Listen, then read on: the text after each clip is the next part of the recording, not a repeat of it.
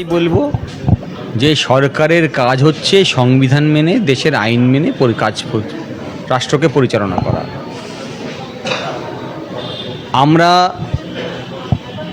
জানি হকার যদি কোনো সরকারি জায়গা, পাবলিক প্রেমিসেস যদি দখল করে থাকে, তাহলে তাকে উচ্ছেদ করার জন্য আইনে প্রক্রিয়া বলে দেওয়া আছে।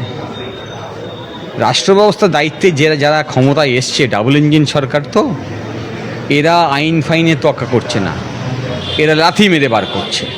হ্যাঁ, তার কারণ হচ্ছে লাথি মারছে কাদের? গরিবের পেটে, যারা হকার, বড় ব্যবসায়ীদের নয়। কিন্তু তাহলে গরিবকে যদি বের করে দেওয়া যায়, যদি তার রুজিরুটি বন্ধ হয়ে যায়, তাহলে তারা দাসত্ব মেনে নেবে।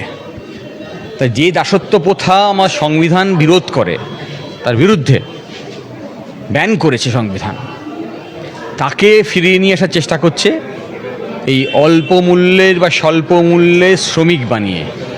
হ্যাঁ, যদি মানুষ কাজ হারা হয়, যদি মানুষের রোজগারের পথ বন্ধ হয়ে যায়, তাহলে তাকে যা বলবো তাই শুনবে।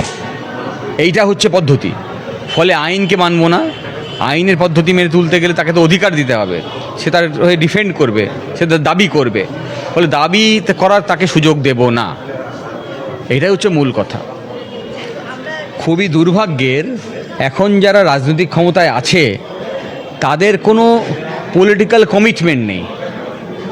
আমাদের সংবিধান আমার দেশের রাজনীতি কোন পথে চলবে তার একটা দিশা দিয়েছে।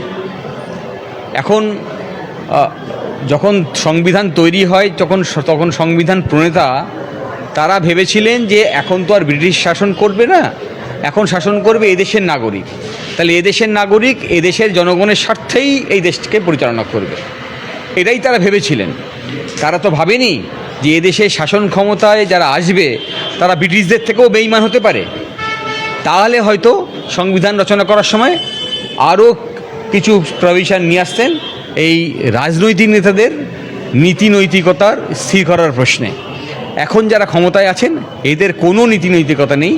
এরা যখন উল্টো দিকে থাকে তখন একরকম কথা বলেন, যখন ক্ষমতায় আসেন তখন আরেক রকম কথা বলেন। আসলে যারা ক্ষমতায় এসছে, এই শুভেন্দুরা, এরা আগে তৃণমূল করত, এখন বিজেপির হয়ে ক্ষমতায় এসছে। আমি দীর্ঘদিন, যদি যারা আপনার আমার সঙ্গে থেকে ইন্টারভিউ নিয়েছেন তারা জানেন, দীর্ঘদিন ধরে বলছি আসলে দুটোই ছিল আরএসএসের দুটো এজেন্ট। ওই যে দুটো ফুল দেখাতো না, একটা বিজেপি একটা তৃণমূল ছিল। হ্যাঁ, সেই সিঙ্গুরের যখন মমতা রাস্তায় বসেছিল তখন দেখেছেন রাজনাথ সিং এসেছিল না, ব্যবসা তুলে দেওয়ার জন্যে, শিল্প তুলে দেওয়ার জন্যে। ফলে এইটা নতুন কিছু নয়, এটা অনেক পুরনো। বিজেপি তৃণমূলকে ক্ষমতা নিয়ে এসছে, তৃণমূলকে রিপ্লেস করে এখন নিজেরা ক্ষমতায় এসছে। আসলে পুরোটাই পরিচালনা করছে আরএসএস, যারা গরিবের শোষণের পক্ষে এবং উচ্চ বর্ণের উত্থানের পক্ষে, এমনকি নিম্ন বর্ণের যারা ব্রাহ্মণ নয় তাদের বিরুদ্ধে। হ্যাঁ, ফলে সেই বর্ণপ্রথার আবার রেস্টোর করার জন্যে এরা ক্ষমতায় এসছে। ছিল নয়, আসলে সারা ভারতবর্ষ জুড়ে যারা লড়ছে তারা বামপন্থীরাই। তারা হতে পারে তাদের কোথাও সিট আছে, কোথাও সিট নেই, হ্যাঁ, নির্বাচনের নিরিখে, কিন্তু নির্বাচন শেষ কথা বলে না, শেষ কথা বলে এদেশের জনগণ। তার মধ্যে নির্বাচন একটা প্রক্রিয়া, যেখানে আমাদের প্রতিনিধিকে আমরা বেছে নিই প্রজাতান্ত্রিক দেশে যা প্রয়োজন।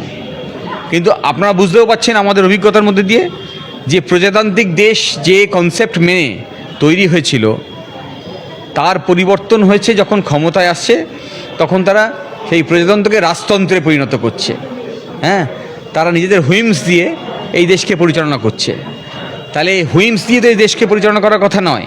তাহলে আসলে প্রজাতান্ত্রিক দেশ হলেও রাজতন্ত্র কায়েম করার চেষ্টা করছে যারা, তারা ক্ষমতায় আছে, তার বিরুদ্ধে যারা লড়ছে, যারা প্রজাতন্ত্রকে পুনঃপ্রতিষ্ঠা করার চেষ্টা করছে, যারা সংবিধানের অধিকারকে রক্ষা করার চেষ্টা করছে, যারা দেশের সংবিধানকে রক্ষা করার লড়াইতে আছে, তারা বামপন্থী। দেখুন, মমতা ব্যানার্জি কংগ্রেসে ফিরুন বা না ফিরুন তাতে আমাদের কিছু এসে যায় না। আমাদের মানে হচ্ছে আমাদের দেশের নাগরিকের কিছু এসে যায় না।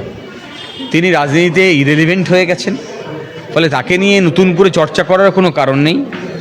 মমতা ব্যানার্জি ছিল আরএসএসের একটি বোড়ে, এখন সেই বোড়েটা আর কাজে লাগছে না। ফলে তাকে নিয়ে নতুন করে চর্চা করার কোনো মানে হয় না। আমরা বরং আমাদের যারা শত্রু, যারা পাঠিয়েছিল মমতা ব্যানার্জিকে, তাদের বিরুদ্ধে এখন লম্বা লড়াই বাকি আছে। সেই লড়াইতে যারা সামিল হবে একসঙ্গে, সেই আরএসএসের বিরুদ্ধে লড়াইয়ে, সেই লড়াই সংঘবদ্ধভাবে করতে হবে। সিআইডি, সিবিআই পাঠাক, কিন্তু আমরা যারা চাই, গণতন্ত্রপ্রেমী মানুষ, যারা এদেশের নাগরিক, যারা আইনের পক্ষে, আইনের শাসনের পক্ষে, আমরা চাই দ্রুত তদন্ত শেষ হোক। সমস্ত অপরাধী বিগত 15 বছর ধরে যারা মানুষকে শোষণ করেছে, গরিবেরকে রাস্তায় বসিয়ে দিয়েছে, কারোর ঘর বাড়ি ভেঙে দিয়েছে, কারোর কাটমানি খেয়েছে, এই সমস্ত টাকাকে উদ্ধার করতে হবে, সমস্ত দুর্নীতি টাকাকে উদ্ধার করতে হবে, উদ্ধার করে আবার ওই মানুষের কাছে পৌঁছাতে হবে। আমরা এটা চাই। এখন এই যা চলছে, বিজেপির সরকার, শুভেন্দু সরকার, এ তো নতুন কিছু নয়। কেন্দ্রে মোদী সরকার ছিল, তারই একটা এক্সটেনশান। আমরা দেখেছি সিবিআই, সিআইডি তদন্ত চলে, একজনকে ধরা হয়, বড় বড় করে নিউজ মিডিয়াগুলোকে ধরে রাখা হয়েছে। আমি জানি না তার মধ্যে আপনারা পড়েন কি না। ধরে রাখা হয়েছে, তাদেরকে দিয়ে বড় বড় পর্দায় ছবি দেখানো হয়। দেখুন অভিষেক ব্যানার্জি এগেনস্টে ওয়ারেন্ট ইস্যু হয়েছে, দেখুন অভিষেক ব্যানার্জির বাড়ি ঘেরাও করেছে সিআইডি। এগুলো খবর নয়। আমার প্রয়োজন অভিষেক ব্যানার্জি যে টাকা আত্মসাৎ করেছে তার উদ্ধার করতে হবে, মানুষের কাছে ফেরত পাঠাতে হবে, তখন খবর হবে। তার আগে এটা অভিষেক ব্যানার্জি যদি চুরি করে থাকে তাকে জেলে পাঠাতে হবে।